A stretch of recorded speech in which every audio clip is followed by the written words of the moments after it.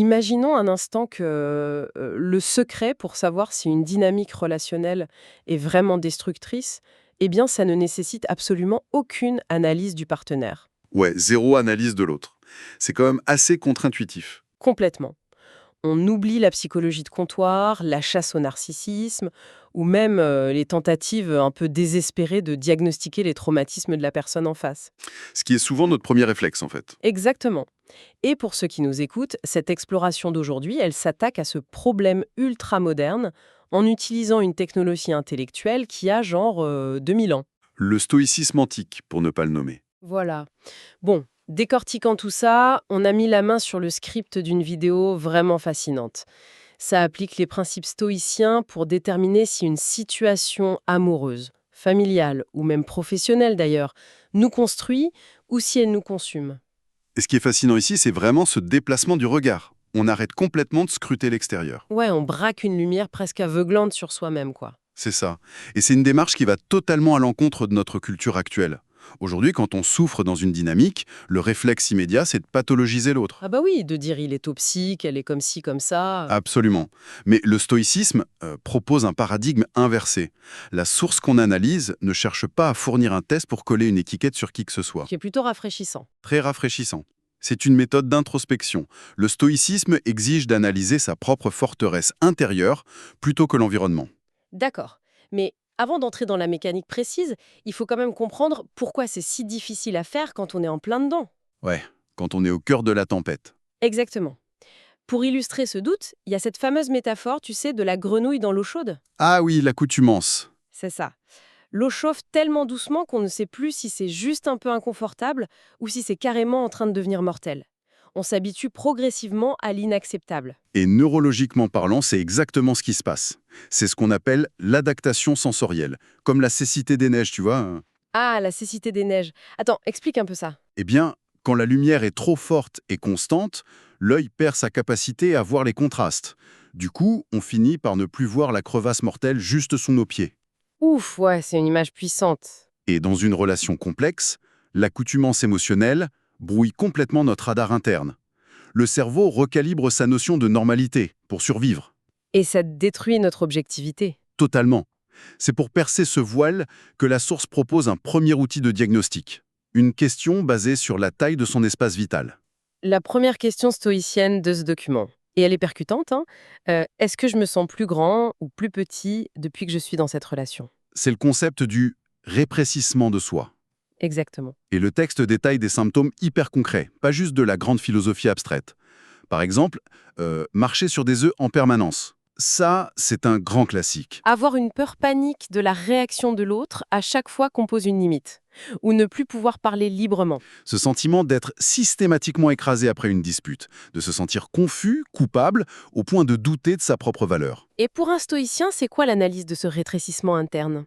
Eh bien, pour les stoïciens, dont la pensée repose sur l'usage de la raison, vivre dans cette peur et cette confusion permanente, c'est tout simplement incompatible avec une vie vertueuse.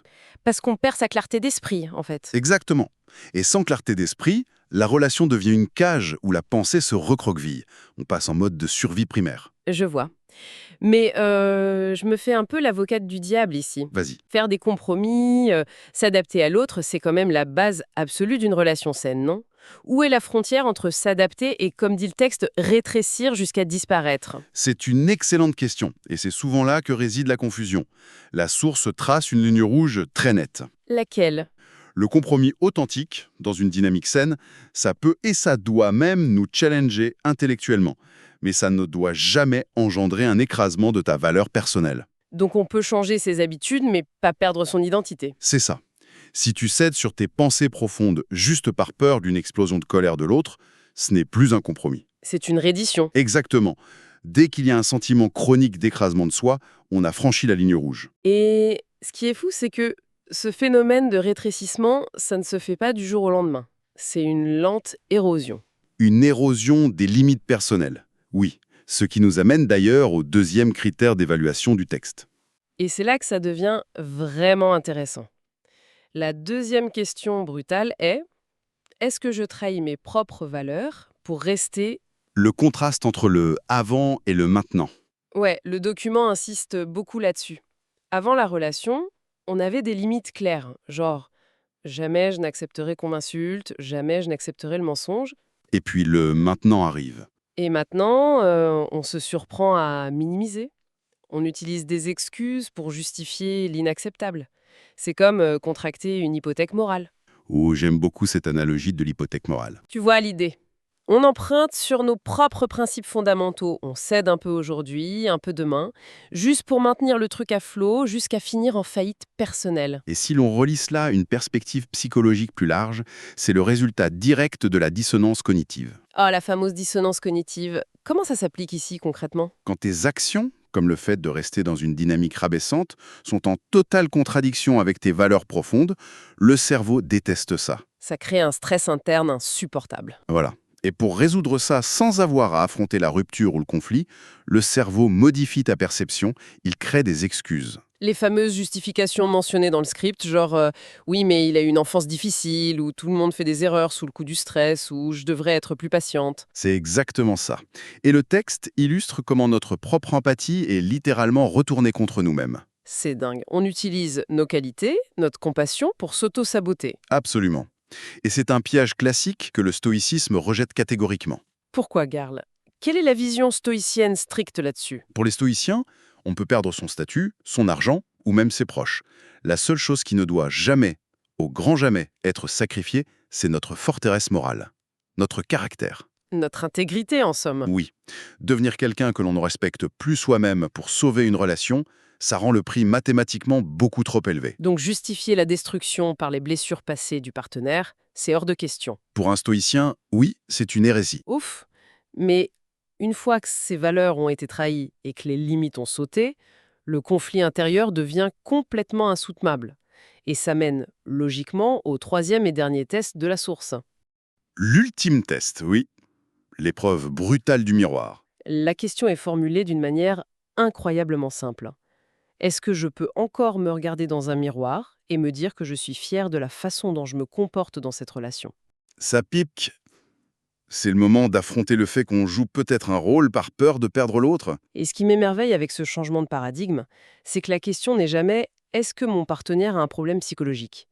C'est exclusivement qui suis-je en train de devenir? Parce que, selon l'argument stoïcien central, l'opinion des autres, ou même leurs actions, ça échappe à notre contrôle. Ce qui compte, c'est ce que notre propre conscience sait de nous. Rester par peur, en sachant pertinemment qu'on se renie, c'est le signal d'alarme définitif. C'est la perte de lucidité et le déni qui créent la véritable souffrance selon l'auteur. Mais franchement, je me pose une question. N'est-ce pas absolument terrifiant de se retrouver seul face à ce miroir? Surtout si on doit s'avouer que la réponse honnête est « non, je ne suis plus fier de moi ». C'est terrifiant, oui, je te l'accorde. Mais c'est précisément le cœur battant du stoïcisme. Assumer une responsabilité radicale. Prendre la responsabilité de sa propre complicité, en quelque sorte. Exactement. Tant qu'on analyse l'autre, on est une victime passive. Face au miroir, on redevient un agent actif. On doit assumer le fait d'avoir accepté ce qui nous détruit. Ça fait mal à l'ego, c'est sûr. C'est douloureux sur le moment, mais c'est l'unique chemin vers la reprise de contrôle. Bon, si les réponses à ces 3 questions confirment le pire, on rétrécit, on trahit ses valeurs, on ne se reconnaît plus, que faire? On pourrait s'attendre à ce qu'il faille tout envoyer balader dans la minute. Et c'est là que la conclusion de la source offre une approche étonnamment mesurée qui tranche avec notre culture de la réaction immédiate. C'est-à-dire? Pas de grande rupture dramatique à Hollywood ce soir. Pas du tout. L'auteur et les sages stoïciens ne conseilleraient surtout pas de tout casser sous le coup de l'émotion. Alors, c'est quoi le diagnostic de vérité proposé par le texte? Si tu réponds oui à ces 3 questions, tu n'as peut-être pas la solution finale, mais tu tiens un début de vérité. Et la première étape, l'étape primordiale, c'est simplement de regarder cette réalité en face. Sans mensonge et sans maquillage, comme le dit si bien la vidéo. Exactement. Cela soulève une différence cruciale entre la réaction à chaud et l'action réfléchie. Attends, développe un peu cette différence. Une action qui est entreprise sans lucidité, dictée par la panique ou la colère du moment, ce n'est qu'une réaction. C'est le cerveau limbique qui prend les commandes. Et ça crée souvent plus de chaos qu'autre chose. Voilà. Alors que la véritable liberté, selon les stoïciens, commence par l'acceptation nue et calme de la réalité présente. Alors, qu'est-ce que tout cela signifie au fond? que la toute première étape, c'est juste un silence intérieur où l'on admet enfin la vérité à soi-même. C'est ça. Les actions qui en découleront ensuite, que ce soit poser des limites strictes, initier une vraie discussion ou même partir définitivement, elles ne seront solides que si elles émergent de cette lucidité retrouvée. C'est hyper rassurant, je trouve. Ça enlève la pression de devoir prendre une décision qui change la vie à la seconde même où on réalise que ça ne va pas. Totalement. Et d'ailleurs, le contexte de la vidéo invite à ne pas rester seul avec toutes ces réflexions vertigineuses. Ah oui, l'auteur précise qu'il propose d'autres outils concrets, c'est bien ça? Oui, la source mentionne l'existence de vidéos plus longues, d'abonnements et d'exercices pratiques pour appliquer le stoïcisme à la rupture ou à la reconstruction. C'est important de le souligner, parce que retrouver sa paix intérieure au quotidien, ça demande de la pratique, pas juste une élimination philosophique. C'est un entraînement. On réapprend à muscler ses propres limites. Bon, si on récapitule un peu le voyage intellectuel qu'on vient de parcourir aujourd'hui à travers ces sources, Un sacré voyage, oui. on est parti de la détection de ce fameux rétrécissement de notre espace vital. Ensuite, on a observé avec honnêteté nos compromissions morales, souvent couvertes par des excuses bidons de fausse empathie. La dissonance cognitive. Voilà. Puis on est passé par l'implacable épreuve du miroir. Tout ça pour aboutir à l'importance vitale de la lucidité brute en évitant le piège de la précipitation. C'est un système d'évaluation interne très robuste. Et pour tous ceux qui nous écoutent aujourd'hui, pourquoi est-ce que ces concepts sont si cruciaux? Parce qu'on navigue tous, à un moment ou un autre, dans des dynamiques relationnelles complexes. Que ce soit au travail, en famille, en amour. Personne n'est à l'abri. C'est clair. Ces trois questions stoïciennes agissent vraiment comme une boussole interne infaillible.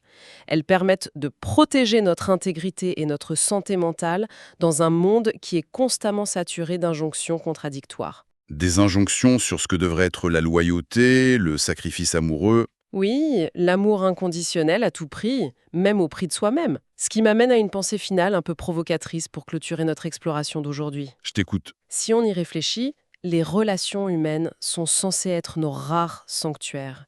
Les seuls endroits où l'on devrait pouvoir exister de la manière la plus authentique possible. C'est la promesse de base, oui. Eh bien, qu'est-ce que cela dit de notre société moderne si tant de personnes choisissent secrètement de se rétrécir chaque jour, de s'effacer dans ces soi-disant sanctuaires, simplement pour éviter le vertige de la solitude? C'est une question qui donne le frisson. N'est-ce pas? Finalement, le plus grand acte de rébellion et le plus grand acte de soin de soi, ce n'est peut-être pas de chercher à diagnostiquer et à changer l'autre. C'est de se changer soi-même. C'est d'avoir le courage inouï, dans le silence de sa propre conscience, de se dire à soi-même l'entière vérité. Et c'est par là que commence la vraie sérénité. Une belle note sur laquelle méditer. Merci à notre auditoire de nous avoir suivis dans cette plongée fascinante. Prenez soin de votre espace intérieur. À très bientôt.